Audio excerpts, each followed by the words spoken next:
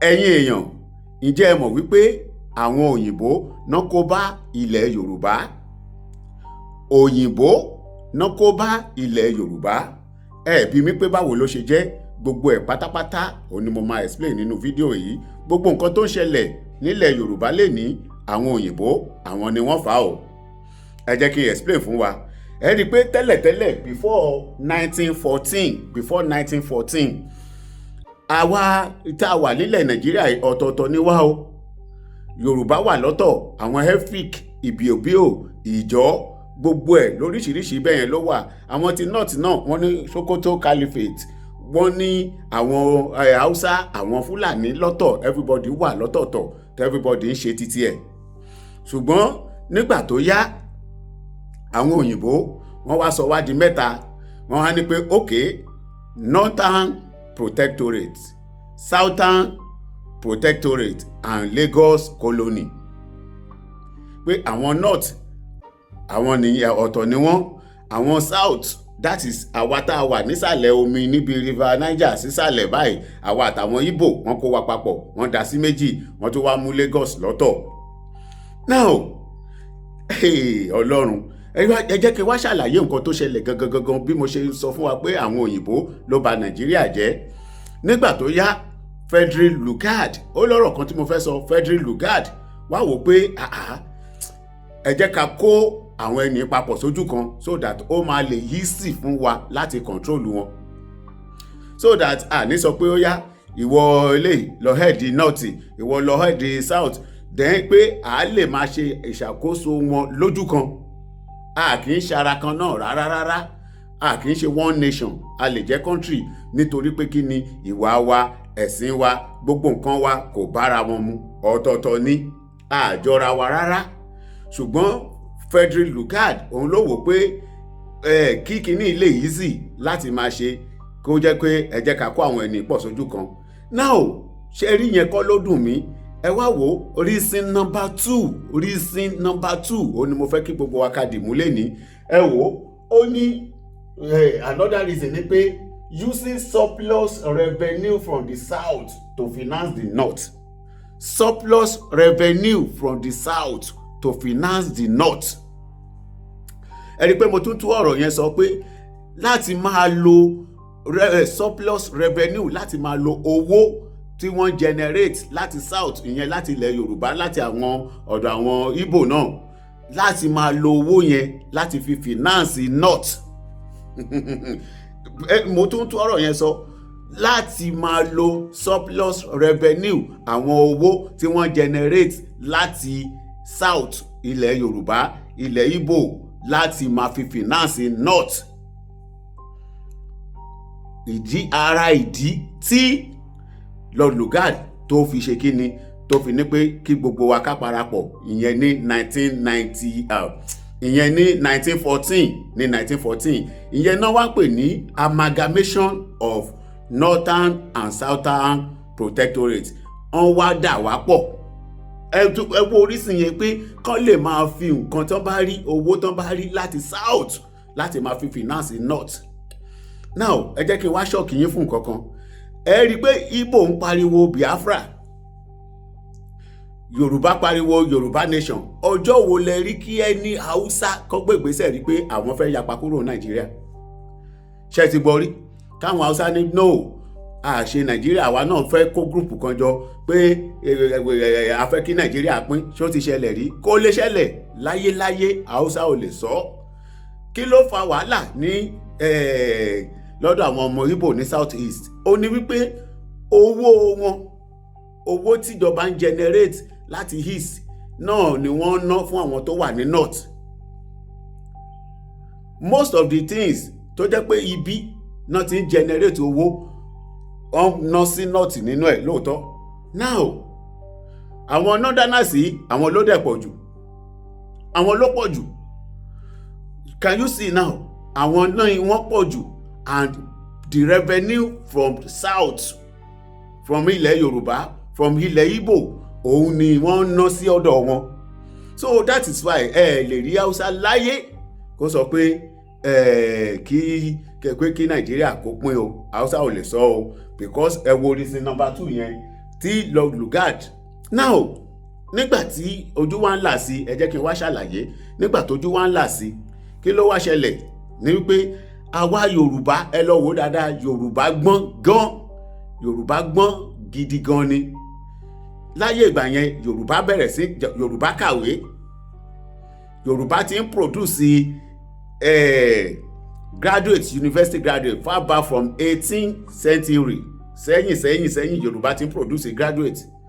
Now what are we saying? Nígbà tí àwọn òyìnbó ìwá rí pé ojú àwọn Yorùbá yìí ti là o, wọ́n kàwé o, wọ́n mọ nǹkan tí wọ́n ń ṣe o, wọ́n wá wò pé ok, ẹ̀yin north àwọn ẹni máa fẹ́ fi ìwé, wọ́n máa fẹ́ fi tú yín jẹ o, ẹ̀yin náà ẹ kó ọmọ yín sí sójà, ẹ kó àwọn ọmọ yín, ẹ kó wọn sínú army, so that tí àwọn Yorùbá yẹn tí wọ́n bá ń fi ìwé fẹ́ ṣe kinní, ẹ̀yin náà ẹ fi ìbọn ẹ fi halẹ̀, táwọn bá lo agbára ìwé, ẹ̀yin náà ẹ lo agbára ìbọn. Can you see now? Wàhálà ẹ̀ la ṣì wà títí di òní o. Inú wàhálà yẹn, ẹ wò, ẹ má jẹ́ kí n sọ̀rọ̀ jù, ẹ tún wá gbọ́ ọ̀rọ̀ yẹn lẹ́nu bàbá àgbàlagbà táwọn ọ̀pọ̀lọpọ̀ àwọn ọ̀rọ̀ yìí tó ṣojú wọn. Ẹ má gbàgbé, ẹ jọ̀ọ́ bá ṣe ń wo fídíò náà lọ, ẹ bá mi wò sàlẹ̀ níbi tán kọ subscribe sí, ẹ kílíkì lé subscribe button yẹn fún wa, ọ̀fẹ́ ni subscription, ọwọ́ yín tẹ fi bá a tẹ subscribe, ẹ ò ní fi gbé ọmọ sí o. God bless you. Yóò fún wa ní ìmọ̀ràn àti làákàyè láti kóra wa pọ̀, láti máa ṣe ètò ìlú wa dáadáa. A dúpẹ́ púpọ̀ lọ́wọ́ Ọlọ́run tó dá wa. A dúpẹ́ púpọ̀ fún gbogbo nǹkan tí a ti ṣe lórí ilẹ̀ wa.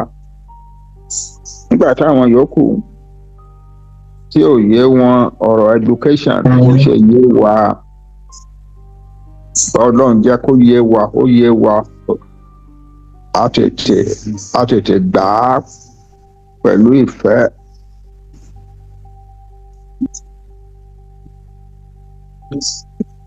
Ìgbà tí wọ́n máa kó gbogbo Nàìjíríà papọ̀ táwọn òyìnbó náà fi ọgbọ́n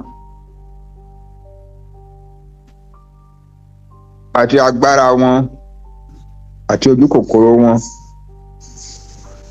tí wọ́n fi kó gbogbo ọ̀pọ̀lọpọ̀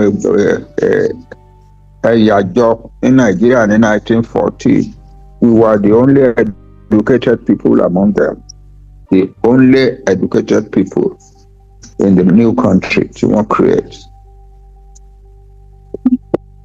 In many parts of Nigeria, the first elementary schools, primary schools, were not built by until the 1920s. Our team produced a university graduate as early as 1860. Yeah, as 1850s actually. And it published a newspaper name as 1859.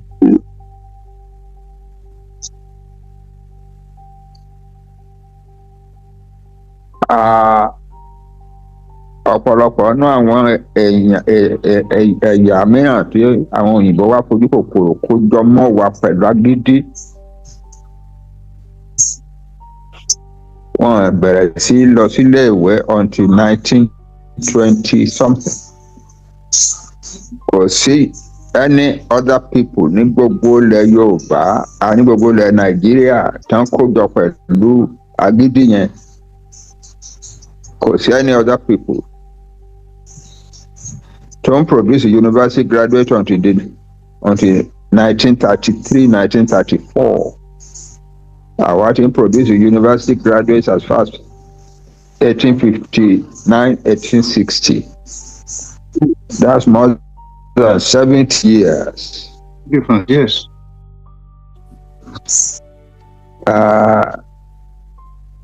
But àwọn òyìnbó wọ́n wá bẹ̀rù wa, wọ́n ò fẹ́ràn wa, wọ́n bẹ̀rù wa pé àwọn wọ̀nyí tó mọ̀wé tán gbọ́n yìí kì í ṣe irú àwọn dúdú táwa ń fẹ́ ní Áfíríkà lélẹ́yìí. àwọn dúdú tí ò mọ nǹkan kan tí a lè tún jẹ bó ṣe wù wá là ń fẹ́ ní Áfíríkà. And so kí ni ká wá ṣe sí àwọn wọ̀nyí àti bá kó wọn pọ̀ mọ́ a lè ṣàìkó wọn pọ̀ because nígbà tí a máa fi kó wọn pọ̀ nǹkan tó fà á ni wípé àwọn yòókù wọn lè create owó revenue tá a máa fi sanwó àwọn òyìnbó tó ń ṣiṣẹ́ nílẹ̀ wọn torí àwọn tí a bá ṣe ìjọba wọn àwọn ló gbọ́dọ̀ máa sanwó wa kì í ṣe pé àwa lọ máa kówó wá láti ìlú wa máa sanwó ara wa àwọn ló gbọ́dọ̀ máa sanwó wa. Àwọn Yorùbá yìí wọ́n produce owó enough to pay the civil servant, the British civil servants in their land. Tako wá sílẹ̀ wọn. Wọ́n produce revenue and more tó ṣẹ́kù gbàtà bá san salary wa tán. Àwọn yòókù ò lè produce salary tí wọ́n máa fi san owó àwọn òyìnbó tó ń ṣiṣẹ́ láàárín wọn. So a gbọ́dọ̀ pa àwọn wọ̀nyí pọ̀ mọ́ wọn. A gbọ́dọ̀ pa wọ́n pọ̀. A gbọ́dọ̀ pa àwọn Yorùbá yìí mọ́ wọn ká bàa lè mú owó wọn máa sanwó gbogbo àwọn èèyàn wa káàkiri nílẹ̀ Nàìjíríà. So a lè ṣàìkó wọn pọ̀ mọ́ àwọn yòókù. But ẹ̀yà tí ó lágbára ni wọ́n, ẹ̀yà tí ò yẹ tí a ò retí pé a lè rí wọn ní Áfíríkà.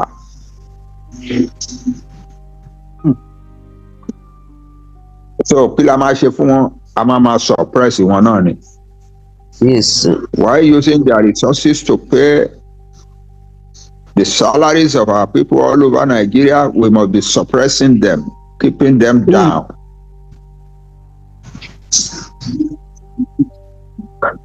Ibi tí wàhálà wa ti bẹ̀rẹ̀ nìyẹn.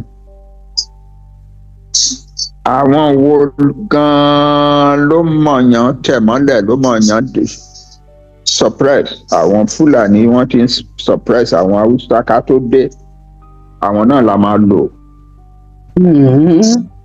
So àwọn Hausa, they are the friendly people. Àwọn ńlá wa máa pè ní friendly people. Àwọn Yorùbá, àwọn tí a gbọ́dọ̀ máa bẹ̀rù wọn ká máa yẹra fún ni wọ́n.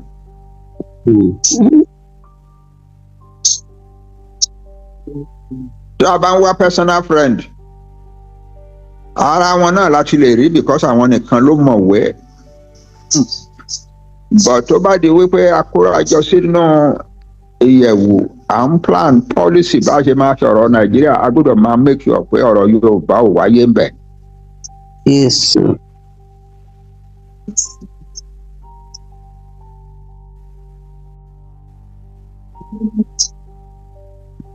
Nígbà tí àwọn Yorùbá bẹ̀rẹ̀ sí pariwo tí wọ́n bẹ̀rẹ̀ sí protest pé the northernmost part river Niger ní boundary wa láíláí ní boundary ilẹ̀ wa.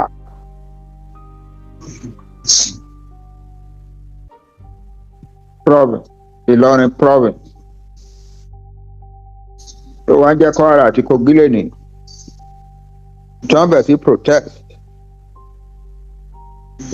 Our declare their protest to be illegal insurrection. Abẹ̀ sí kó wọn sẹ́wọ̀n. Abẹ̀ sí kó wọn sẹ́wọ̀n ọ̀pọ̀lọpọ̀ èèyàn wá sá kúrò ní area Kaba province Ìlọrin province wá sí south wá sí area Òṣogbo Ògbómọ̀ṣọ́ Ìbàdàn Èkó. Ọ̀pọ̀lọpọ̀ nínú wọn ló wá dá business sílẹ̀ l'Ékòó.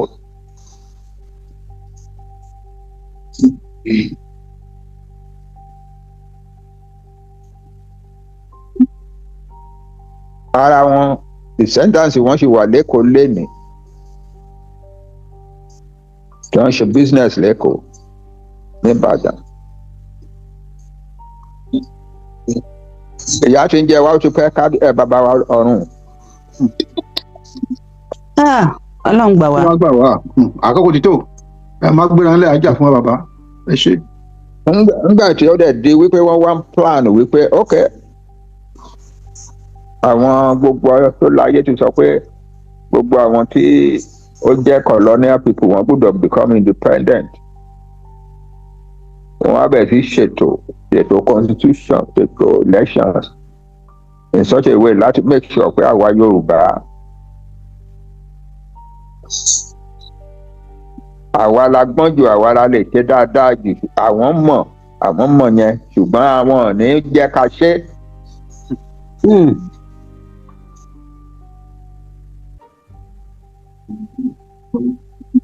àwọn bàbá wa ó lọ́wọ́ wọn ṣe campaign káàkiri ilẹ̀ Nàìjíríà tó jẹ́ pé ẹnìkan kan ò rí ẹ̀rí ní Áfíríkà. But àwọn òyìnbó lọ rí election ní north rẹpẹtẹ tó borí wọn lọ. nígbà tí wọ́n dẹ̀ ṣe election tán kò sí party kankan tó ní enough majority láti ṣèjọba Nàìjíríà tá máa gbé wọnú independence. ọ̀pọ̀lọpọ̀ èèyàn wá ń pariwo wípé ẹ jẹ́ kí gbogbo party wà bẹ́ẹ̀. Action Group ní party tàwọn Yorùbá, NPN ní party tàwọn North, NCNC ní party tàwọn East. ẹ kúkú kó wọn jọ papọ̀ sínú ìjọba náà kó jẹ́ a government of national unity. àwọn òyìnbó ní rárá o àwọn Yorùbá yóò gbúdọ̀ take part in the government sẹ́.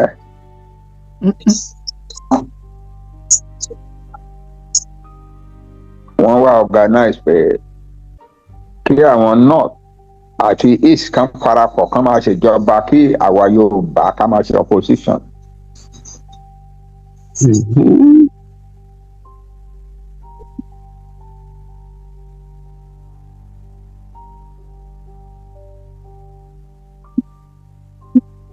nígbà tá a dẹ̀ ń ṣe opposition yẹn we were a very highly educated opposition.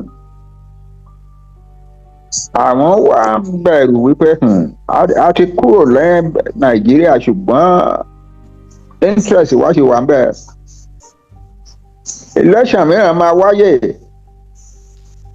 ṣé àwọn North wọ̀nyí àti East ṣé wọ́n máa lè keep àwọn Yorùbá yìí down ṣé àwọn Yorùbá ò ní gbà á lọ́wọ́ wọn. Therefore the thing to do kan tó yẹ ká ṣe ni pé ká da western region wọn rú wọn má rojú ráyè. Yéṣu.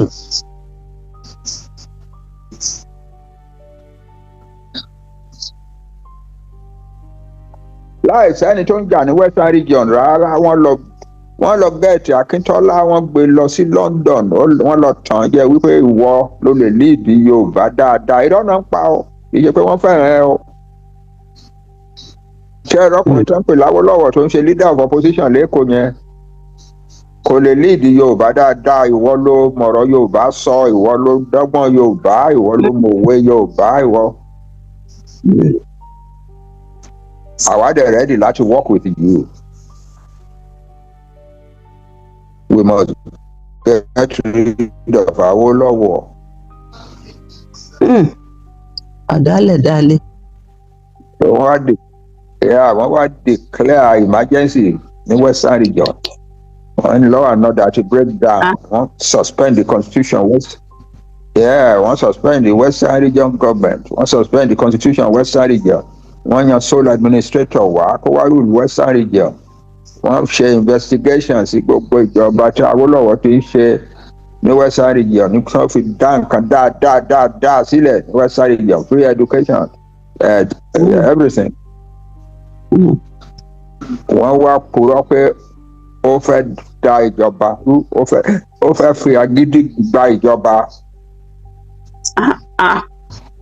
wọ́n wá accuse ẹ̀ lọ sí court. Mábòtì.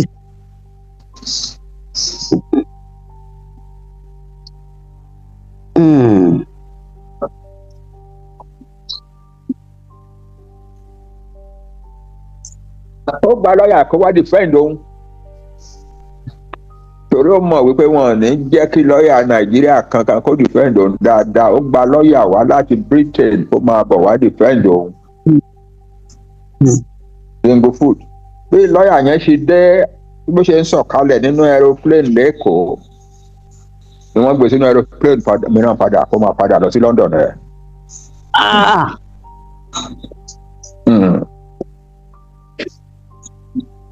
Oh yeah. Nǹkan tí wọ́n fẹ́ charge Chief Awolowo fún was not a treasonable felony. Kò sí nǹkan tó ń jẹ́ treasonable felony. Nǹkan tí wọ́n fẹ́ charge ẹ̀ fún was treason. Ẹni tí wọ́n bá find guilty of treason anywhere in the world, wọ́n máa ń pa ni. Wọ́n fẹ́ pa Chief Awolowo ni. We accuse him of treason, that he wanted to use power to overthrow the government of Nigeria. He is guilty of treason. Therefore, he must be executed.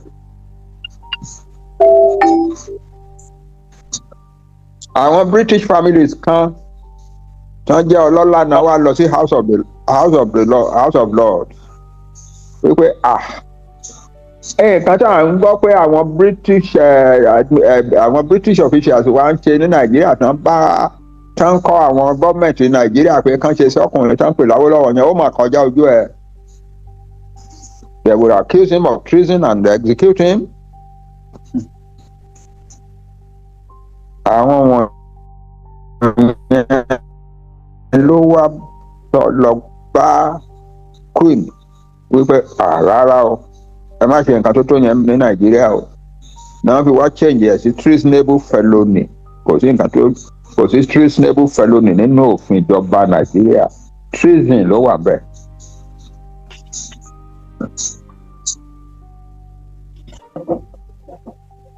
Wọn ò wá jẹ́ kó lè defend ara ẹ̀.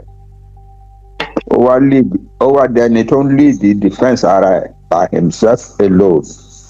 About 100 Yoruba lawyers ló dìde pé wọ́n máa defend ẹ̀ wọ́n jẹ́ kán ṣe, in fact wọ́n láti walk out of the court nígbà táwọn ìjẹ́ kán ṣiṣẹ́ wọn.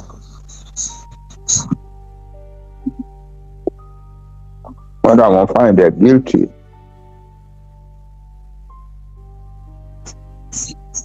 Ọmọ Yorùbá tí wọ́n gbé sórí adájọ́ tán ti táwọn Britain ti gbé lọ sí ìlú òyìnbó tán ti sọ fún pé you have to find this man guilty o. Nígbà tó máa declare judgment ó ní my hands are tied. Kò sí nǹkan tó ń lè ṣe. Òun mọ̀ òótọ́ tó wà ń bẹ̀.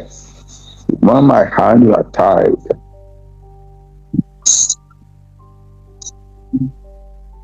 Wọ́n á ní ká Awólọ́wọ̀ máa lọ sẹ́wọ̀n for 10 years. Ojú wa ti ń rí ní Nàìjíríà láti bẹ̀rẹ̀ ni. Wọ́n fẹ́ pa wá mọ́lẹ̀ pátápátá.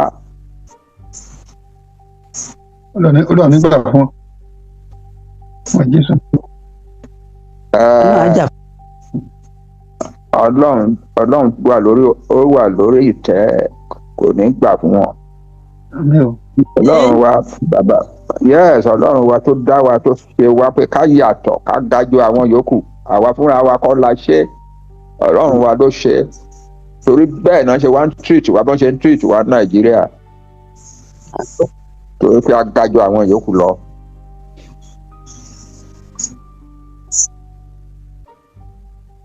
Ọlọ́run wa là ń kégbe pè lénìí lọ́la lọ́túnla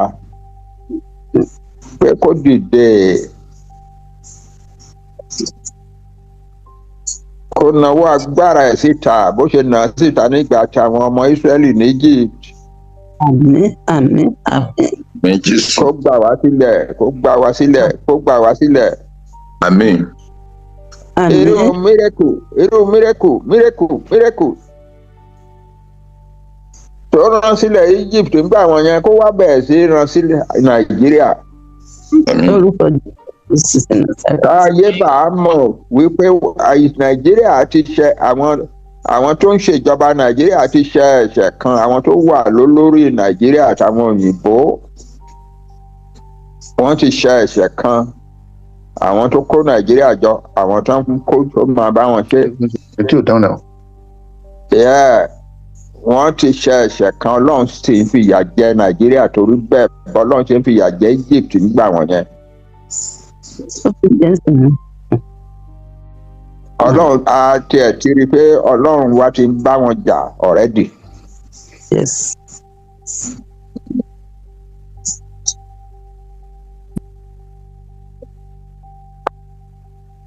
Nígbà tó pẹ́ tí gbogbo wàhálà wọn yẹn pọ̀ Pharaoh ní ok Moses lọ kó àwọn ènìyàn kẹ́ máa lọ.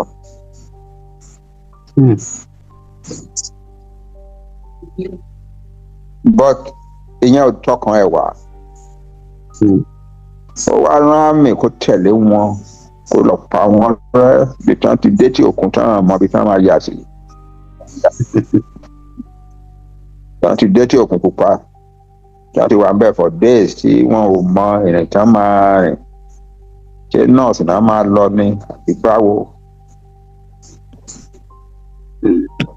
So àwọn ọmọ Israel dédé gbọ́ wípé àwọn ogun Egypt, the chariots and the horses were coming after them. The ultimate destruction was coming. Moses wá dúró sí etí òkun. Ọ̀pọ̀lọpọ̀ náà àwọn ọmọ Egypt, àwọn ọmọ Israel ti wá bẹ̀rẹ̀ sí sọ̀sọ̀kúsọ orúkọ ẹ̀rù ti bà wọ́n. Wọ́n sì ti wá dúró sí etí òkun wá pé Ọlọ́run ẹ̀. Ọ̀gá bá irú condition bẹ́ẹ̀ yẹn láwà lẹ́yìn tá a fi ń pe Ọlọ́run wa. Ẹ wo ìgbà kan tí wọ́n sọ pé Donald Trump ń bá àgbà wá, ó ti dé gbá, ó ti dáwo, jẹ́ rí wọn, wọ́n wá, wọ́n ṣe nǹkan tó máa ṣe, wọ́n ti kángára wọn sọ̀hún. Torí Nàìjíríà, ọ̀rọ̀ Nàìjíríà, ó ṣẹ́rí kò sí nǹkan tó ń jẹ́ Nàìjíríà mọ́. Gbogbo gbàládé máa ń sọ fún yín pé kò sí nǹkan kan tó ń jẹ́ Nàìjíríà mọ́. Bẹ́ẹ̀ ni, kò sí nǹkan kan tó ń jẹ́ Nàìjíríà mọ́. Òun rè báyìí nísìn, òun la ṣe ń sọ fún bàbá wa Bọ́lá Ahmed Tinubu, ọmọ olódò dẹ pé ẹ dúdì ní fò. Ẹ jẹ́ kó lúkálukú ó máa lọ nílò ẹ̀. Àwọn ará bíbà yọ ẹranko ni wọ́n ṣe bá gbélé.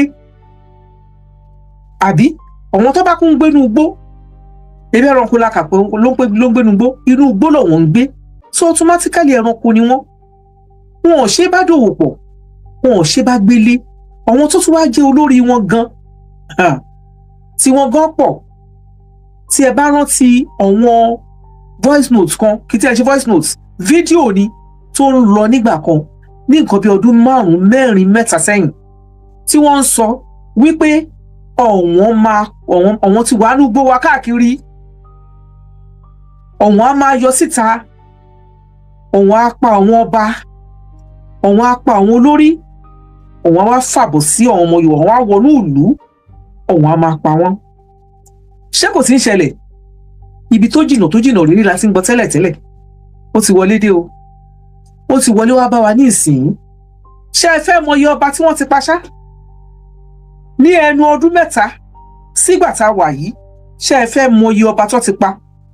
Ẹnjíníà wa, ẹ bá wa project àwọn ọba tí wọ́n ti pa, ẹ bá wa project ẹ̀. Kẹ́ ẹ rí ká dárúkọ wọn lẹ́yọ kọ̀ọ̀kan ní àwọn ọba wa tí wọ́n ti pa. Ọba aládé ni o, kò ń ṣe baálẹ̀ o. Ọba aládé tí wọ́n ti pa, tí wọ́n ń wọlé, tó dẹ̀ mú wọn ṣíkún, tó dẹ̀ ń pa wọ́n. Nígbà tó béèrè lọ́wọ́ ẹnìkan ní ìjọ́wọ́ ń bínú, kí ni bàbá yẹn sọ? Bàbá yẹn ní àwọn ọba tí wọ́n pa wọn kì í ṣe ọba pé ayé àtijọ́ ṣé wọ́n lè pa ọba àgbérò ni, ṣùgbọ́n kò sí nǹkan tó jọ. Ẹ wòran, wọ́n ti pa ọba 11 nílẹ̀ Yorùbá. Ọba aládé ni o, kò ń ṣe baálẹ̀ o. Ẹ jẹ́ kí n dárúkọ gbogbo wọn, òun ló gbé sójú ìwòran wa yẹn fún ẹni tó bá lè wò. Òun rèé, ọba Kẹ́hìndé Jacob Fálọdún ọ̀pá ní Àkúrẹ́ North lọ́wọ́n wà. Ọba Ṣẹ́gun Àrẹ̀mú, Ọbásanjọ́ Àrẹ̀mú Cole, wọ́n pa yẹn náà. Ọba Olúṣẹ́gun Àrẹ̀mú Cole. Olúkò nìyẹn Èkìtì, Olúkò of Koro, wọ́n pa yẹn náà Èkìtì nìyẹn ní Kwara State. Ọba David Babátúndé Ògúnṣakin, wọ́n pa wọn náà Èkìtì náà lọ́wọ́ náà wà. Ọba Samuel Ọlátúndé Olúṣọlá, ọba Ọlátúndé Samuel Olúṣọlá, ọba ní o, Èkìtì náà lọ́wọ́ náà wọ́n pa wọ́n. Ó di ọba mélòó lẹ́kìtì tí mo kà yẹn? Ó di 3 4. Oǹdó leléyìí ìkarùn-ún, ọba Adégòkè Adéwùsí Olúfọ́n Ọ̀fífọ́n, Oǹdó wọ́n pa o.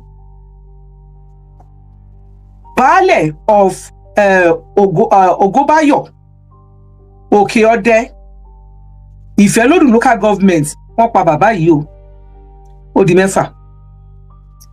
Ọba Salmon Ọlátúnjí Àwẹ̀dá Ìfẹ́lódùn local government Kwara wọ́n pa o.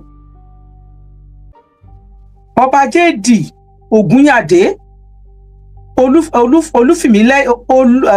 Ìlúfẹ́milóyè James Dada Ògúnyàndá Kogi Yàgbà West ní Kogi wọ́n pa o. Ìkẹjọ nìyẹn o. Ọba kẹsàn-án tí wọ́n pa Òjìbárẹ́ of Bayagan Ilé, Ọba Kamilu Salami wọ́n pa o. Kwara ni o. Ọba tó ti pa ní Kwara pọ̀ o. Ọba tí wọ́n ti pa ní Kwara ó pọ̀. Ọba Simon Ọlánípẹ̀kun wọ́n pa. Ìfẹ́lódùn local government Kwara náà nìyẹn o. Ìyẹn sì kẹwàá. Adéníyì Adélani wọ́n pa o. Ondo state nìyẹn, baálẹ̀ lọ́wọ́n. Ó jẹ́ orí adé 11, baálẹ̀ 2, ọba 9 tí wọ́n ti pa ní ọdún 3 nílẹ̀ Yorùbá. Èkìtì àti Kwara ló pọ̀ sí tí wọ́n ti pa àwọn ọba yìí. So now, what are we talking about?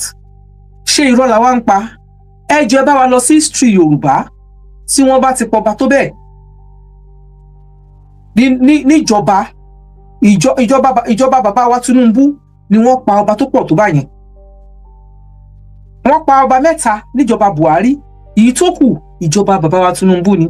Nígbà tó rí pé ọwọ́ ti ń bà wọ́n ti ń tẹ̀ wọ́n, tí ò bá ń ṣe pé bóyá bàbá Tinubu tó wà lórí oyè ní ìsìn, wọ́n á ti ṣe ju bí wọ́n ṣe ń ṣe yìí lọ. Torí wọ́n ń ṣẹ́ wọn ní ogungun ẹ̀yìn, wọ́n dẹ̀ ń gba idà lọ́wọ́ wọn ní kọ̀rọ̀ àti ní gbangba.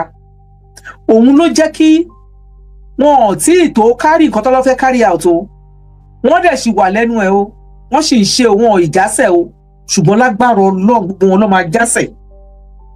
Wọn ìjáwọ́, tó ọ̀bá dẹ̀ ti jáwọ́ wọ́n máa jásẹ̀ ní agbára Ọlọ́run. Wọ́n sì ń ṣe lọ, wọ́n sì ń pa àwọn èèyàn. Ẹ wá wo nǹkan tó wá ṣẹlẹ̀ lẹ́nu ọjọ́ 3 yìí. Mo kí yín bàbá wa Ògúnríbidó, ẹ fún mi ní ẹni sùúrù náà, mò ń bọ̀.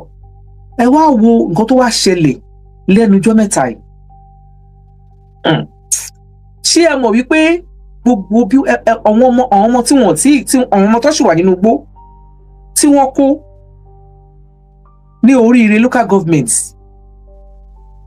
ní Ọ̀yọ́ state, àwọn ọmọ àti tíṣà tí wọ́n kó, wọn ò tí ì fi wọ́n sílẹ̀ o. Àwọn ọmọ yìí ṣì wà nínú igbó o. Àwọn ọmọ tó yẹ kó ti fi sílẹ̀ tipẹ́tipẹ́ ká ní wọ́n bá múra sí ni.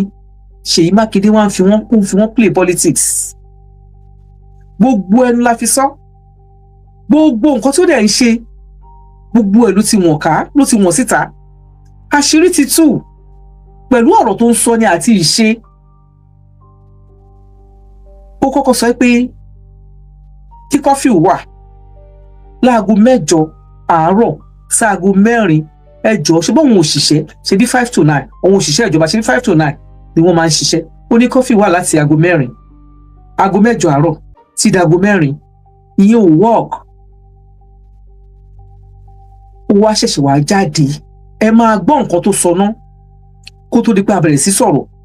Ó wá jáde, Ṣèyí Mákindé jáde, ó ní gut láti jáde láti máa sọ wípé kí olóyè Sunday Igboho wípé kó má lọ threaten àwọn èèyàn, kó dẹ̀ máa torí citizen kó má máa lọ sọ fún wọn pé kí wọ́n kúrò nílùú,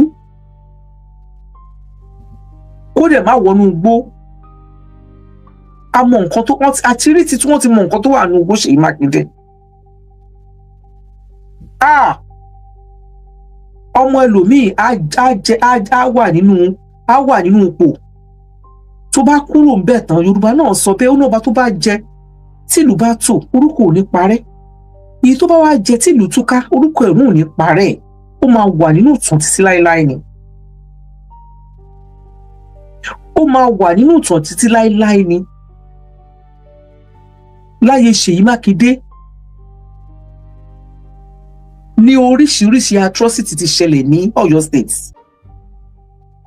Ẹ wo nǹkan tí kọ́kọ́ ti bẹ̀rẹ̀ sí ṣe kó tó di pé olóyè Ìgbòho dìde sí abẹ́ ti gbàgbé wípé nílẹ̀ Yorùbá Ọ̀yọ́ state ni wàhálà yìí ti bẹ̀rẹ̀. Bẹ́ẹ̀ dẹ̀ ṣe mọ̀ pé Ọ̀yọ́ state ó fẹ́ jẹ́ ohun tí ẹ̀ ní òun the biggest state ní south west. Ọ̀yọ́ state ló ti bẹ̀rẹ̀. Wọ́n bẹ̀rẹ̀ wàhálà yẹn lólóyè Ìgbòho fi dìde nígbà tí ò ṣe nǹkan kan sí i, tí wọ́n fẹjọ́ sùn tó jẹ́ wípé àgúnlá ló fi dáńgbà yẹn náà. Tó lóyè Ìgbòho fi dìde, ẹ má pàrọ̀ mi mọ́, tó sọ òun àti Buhari bàbá náà gbọ̀nàgbọ́ lọ́nà òun fẹ́ pa àtúkùtù ó sọ pé bó ṣe ṣì wà yìí ó sì máa wà nínú iná tó ń jóná 1000 years a máa jóná wá tún máa dá padà ní lágbára Ọlọ́run. Torí Buhari bayé jó bọ̀nà jẹ́, àwọn tó dẹ̀jọ bàjẹ́ wọ́n pọ̀ rẹpẹtẹ.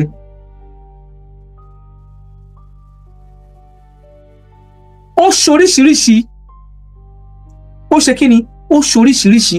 Òun àti Ṣèyí Mákindé àti Buhari ni wọ́n jọ connide pọ̀ tí wọ́n fi lọ sí ilé Sunday Igboho nígbà yẹn. Òun ni chief security of the state, òun ni governor. Báwo ni wọ́n ṣe máa wá sí state yẹn tí wọn ò ní mọ̀?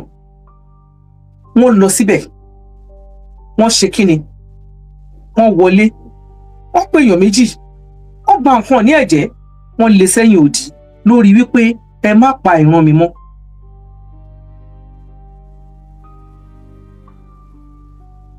Orí wá bọ́mọkùnrin náà tún wá ṣe é.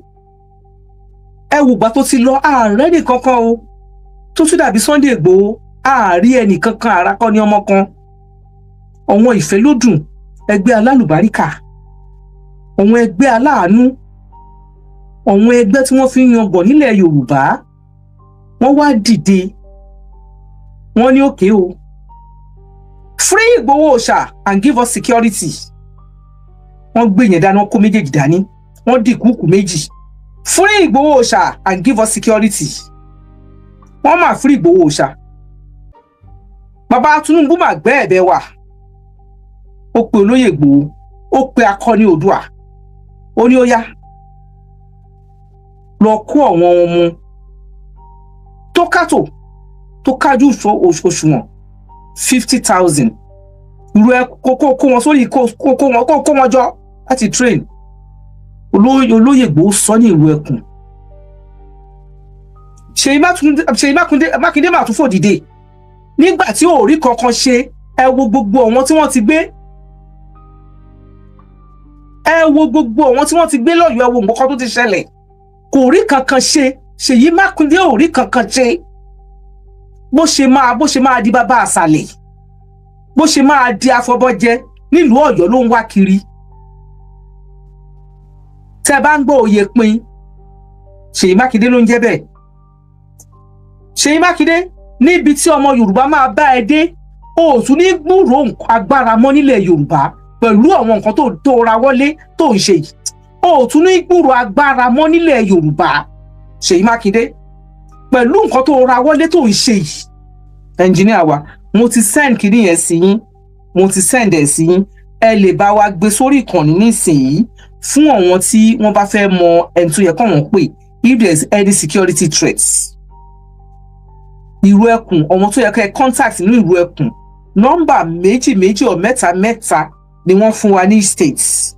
Méjì ní states.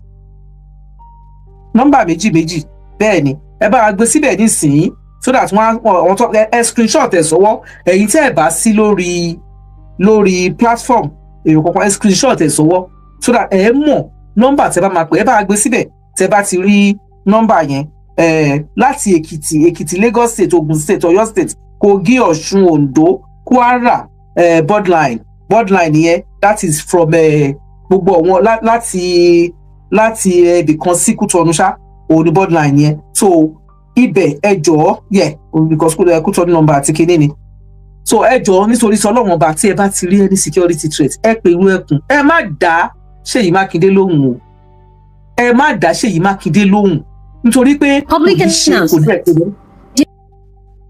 network.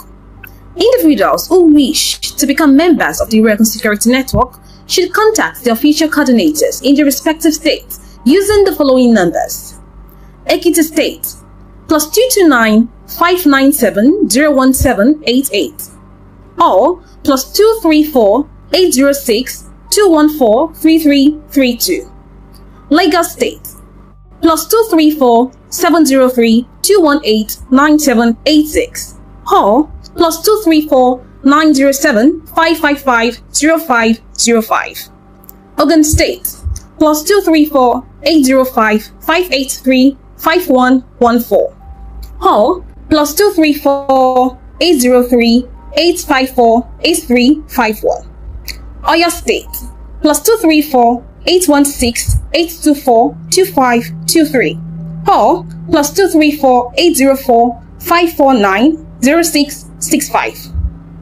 Kogi State +234 816 110 9331 or +234 805 556 0988. Osun State +234 703 130 4014 or +234 805 984 5733. Ondo State +234 812 734 1424 or +234 703 136 7813. Kwara State +234 806 552 4523 or +234 703 327 4392. Borderline coordination +229 691 7558 or +234 706 952 0903. The Yoruba Security Network remains committed to its mission of safeguarding lives, protecting communities, and promoting security across Yoruba land through lawful and transparent means. This special public announcement is issued by the leadership of the Yoruba Security Network on the directive of Dr. Chief Sunday Oyinbo and conveyed through his spokesperson, Olami Koiki. And that is the announcement. Koiki Media, bringing the world closer to your doorstep. Ṣé ti gbọ́ nísìn bó ṣe máa rí nìyẹn so ẹ ti gbọ́ gbogbo ibi ẹ̀yin tí ẹ bá fẹ́ join ìlú ẹkùn gbogbo security tó bá wà nílẹ̀ Yorùbá tí ẹ mọ̀ pé ẹ dúró déédéé tí ẹ bá ti kóra yín jọ NIN ló fi ń register ẹ pé ìkankan nínú wọn ẹ tó bá wà lọ́yọ̀ state ẹ tó wà lẹ́kìtì ẹ tó wà ní Kogi ẹ tó wà lóńdó gbogbo ẹ ni wọ́n ti ṣàlàyé síbẹ̀ wọ́n dẹ̀ ti ṣàlàyé kọ̀ọ̀kan ẹ bá torí bẹ́ẹ̀ ẹ bá wa share program yẹn jọ̀ọ́ ẹ bá wa share kí àwọn èèyàn lè wà informed ẹ jọ̀ọ́ nítorí t'Ọlọ́run ọba ẹ bá wa share program yìí even tó bá jẹ́ pé any security threat náà lè bá rí nọ́mbà yẹn náà ní kẹ́ ẹ pè kẹ́ ẹ ṣàlàyé fún wọn ẹ má dá Ṣèyí Mákindé lóhùn o kò ní jẹ́